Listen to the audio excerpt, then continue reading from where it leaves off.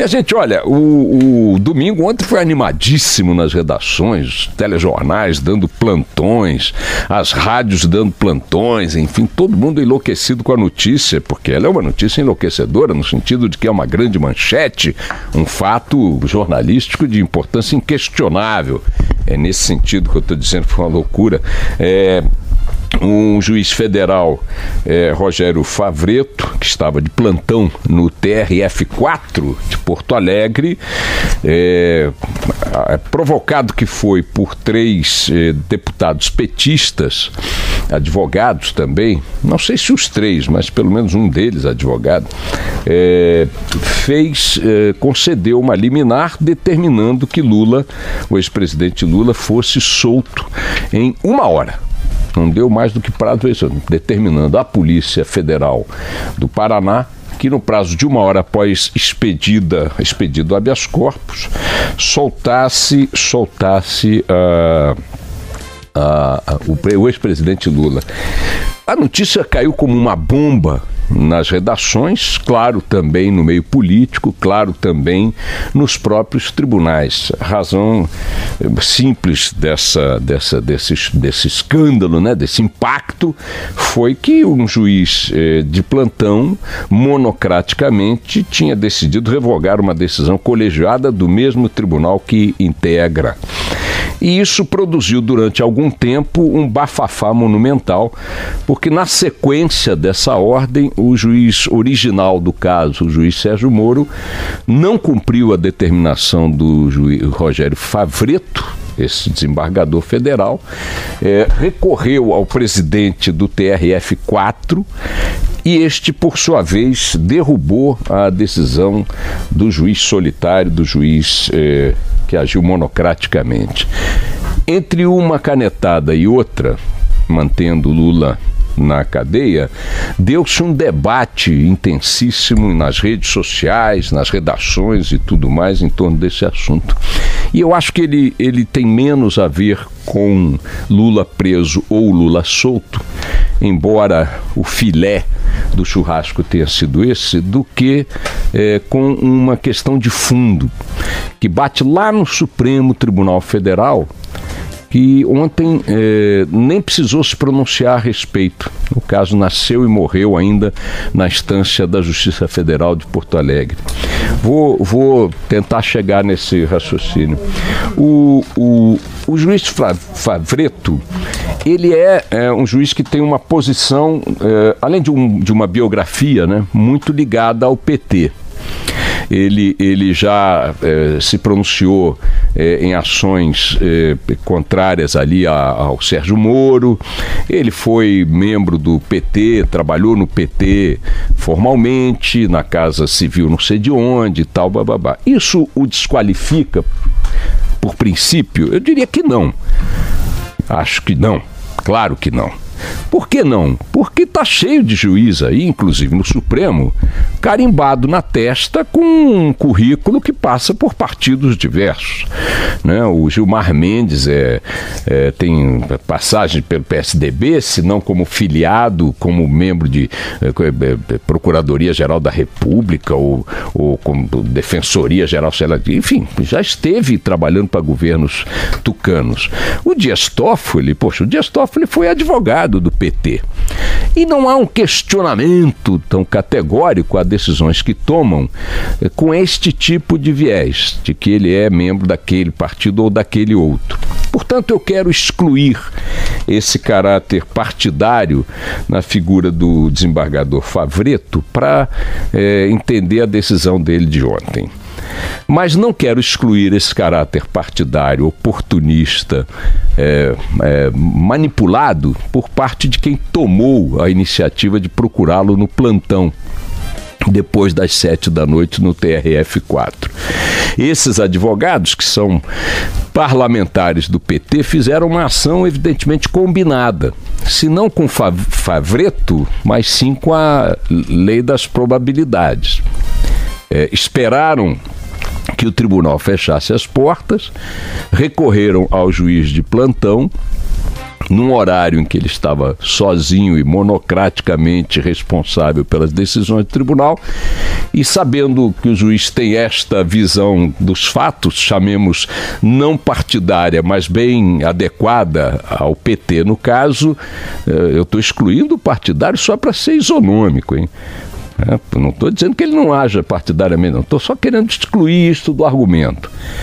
E aí foram lá, bateram na porta e tal, bababá. Então a malandragem, a coisa suja, para mim, está na condução por parte dos advogados, que não são os advogados de Lula, são políticos, são deputados do PT, que tentaram fazer essa manobra para produzir uma consequência que acabaram produzindo, e que vamos imaginar que não fosse o juiz Favretto e que o juiz que lá estivesse monocraticamente resolvesse conceder essa liberdade para o Lula. Aí começa a residir a questão. Monocraticamente, pelo que dizem os juristas hoje, um juiz do TRF4 não pode subverter, anular uma decisão colegiada do TRF4, já transitada em julgado, já analisada em instâncias superiores.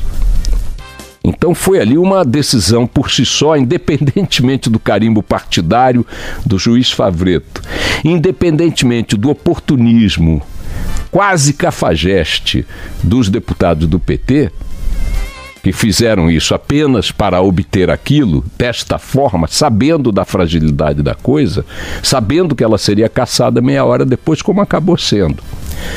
Mas não há, tecnicamente falando, justificativa, e aí vem o segundo capítulo da coisa, que possa permitir ao juiz Sérgio Moro, que está numa instância inferior à do juiz Favretto, não cumprir a decisão do juiz da instância superior. Sérgio Moro também improvisou uma conduta, uma reação que tramitou pelos caminhos jurídicos, mas usando uma hora um patinete, outra hora uma motocicleta, outra hora um foguete, outra hora um engatinhando, improvisou um monte de remendos para poder chegar ao presidente do Tribunal Regional Federal e pedir que ele anulasse a decisão do Favretto, e assim acabou acontecendo. Por que eu digo que tudo isso bate lá em Brasília?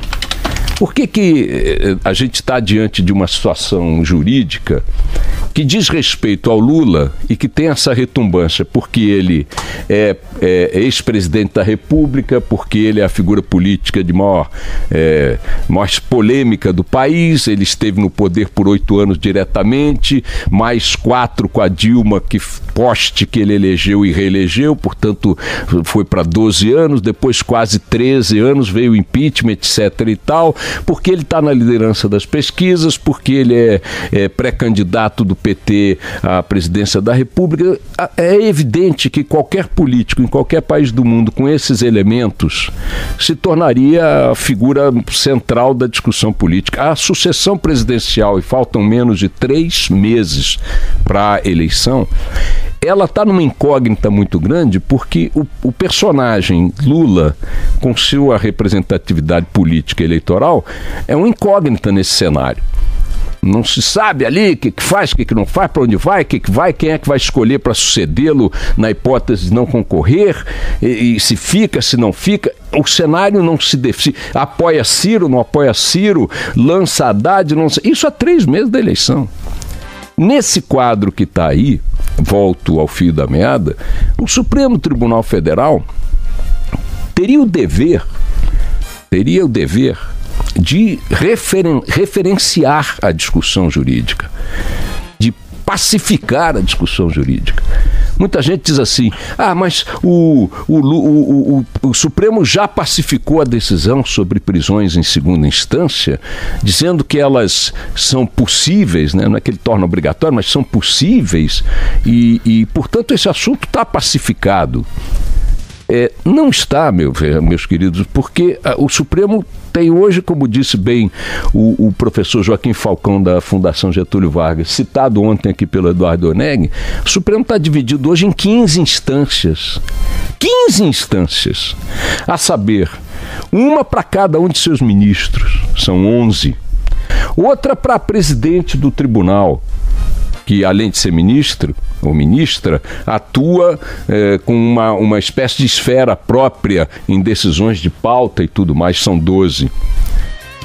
Uma para cada uma de suas 2 turmas, que decide de um jeito. Se você submeter a primeira turma do Supremo, uma ação dizendo, por gentileza, esta roda é uma circunferência, ela dirá sim. Aí você vai para isso na primeira turma, aí você vai na segunda turma e pergunta, por favor, esta roda é uma circunferência? Eles dizem não. E vice-versa, se for um quadrado. Se for com um quadrado para a segunda turma, por gentileza, esse quadrado é um quadrado? Eles dirão não. Se for para a primeira, este quadrado é um quadrado? Sim.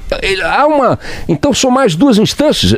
O cara que está pagando o imposto e que quer uma Suprema Corte que analise questões com um pouco de lógica, como o conjunto jurídico que a Corte não encontra isso lá. Suas excelências ficam ali batendo boca, batendo cabeça, batendo sei lá mais o que, trancadas sei lá onde. Aí já temos 14 instâncias. E a 15ª? A 15ª é o próprio Pleno, que também consegue, de vez em quando, pautar-se pela magnífica ação de decidir não decidindo. Então, quando você tem um Supremo Tribunal Federal agarrado numa anarquia interna dessa dimensão, e quando se diz que a questão está pacificada, não está, porque ela vem produzindo essas cólicas, ora solta um, ora não solta, ora prende um, ora não prende, ora solta o político A, B e C, ora não solta o D, C, e por aí vai. Todo dia o Supremo produz uma surpresa, todo dia o Supremo está nas manchetes. Ora solta um traficante, gente boa, ora solta o chefe da máfia dos ônibus do Rio, ora solta o cliente da mulher, ora solta o médico Abdel Maci, ora vai por aí, cada hora é um maluco dando um tiro para cada lado. Ora solta o Zé Dirceu, ora só, e arquiva, e isso e aquilo outro, e Lava Jato é boa, Lava Jato é ruim. O Ministério Público é um bando de maluco, o Ministério Público é uma ponta de lança da luta contra a corrupção. Cada hora tem um entendimento diferente na boca de um ministro da Suprema Corte do país. E são apenas 11. Imaginem se fosse a torcida organizada do Corinthians, que tem milhões. Então, aquilo ali, num país onde a Suprema Corte parece fumar crack entre uma sessão e outra, não é de se surpreender que um Matusquela lá em não sei aonde deu uma canetada produzindo, digamos, a revogação da Lei Áurea. Amanhã um doido aí qualquer com toga, porque tá cheio de doido de toga, tem doido em tudo quanto é lugar, não haveria na justiça brasileira. Eles gostam de sugerir que não. Gostam de se indignar quando ouvem isso, mas tá cheio de maluco, tem corrupto, tem o diabo na justiça brasileira. Aí você pega com esse referencial que nós temos lá do Supremo, qualquer coisa vale. Então, o Supremo precisa sentar a douta bunda de suas excelências no plenário e pacificar uma questão. Não adianta dizer que já está pacificada. Quem votou a favor de um jeito naquela questão antes, agora quer votar de outro e está lá, continua dentro do Supremo. Ele vai continuar aprontando enquanto não tiver ali a decisão no pleno bater o martelo de vez. Então o Supremo tem que pacificar a justiça. O Supremo não tem que pacificar o país. O Supremo Tribunal Federal Brasileiro precisa pacificar a justiça. Porque é a partir de sua anarquia interna que está valendo tudo toda hora. Da revogação da Lei Áurea ao não cumprimento de uma decisão judicial por um juiz de instância inferior. Foi o que aconteceu ontem. Por mais que um ache certo, outro achará errado. O juiz Favreto mandou soltar e o juiz Sérgio Moro abaixo dele não soltou. Você pode odiar o argumento do Favreto e adorar o argumento do Moro, mas é anárquico isso aí. Eu não estou nem entrando no mérito, mas pense bem, é anárquico. O coronel mandou soltar, o capitão não cumpriu a ordem. Recorreu ao general e o general apoiou o capitão. Mas isso é anárquico. Isso é anárquico. E está assim, e é assim, repito, porque o Supremo Tribunal Federal virou o epicentro da confusão, da anarquia que toma conta da justiça brasileira com tiro para todo lado. Se os 11 ministros sozinhos produzem 15 instâncias, como bem disse o professor Joaquim Falcão, o que vocês acham que vão produzir os milhares de juízes abaixo deles? As centenas de tribunais abaixo deles? Segue o barco aí, vamos lá.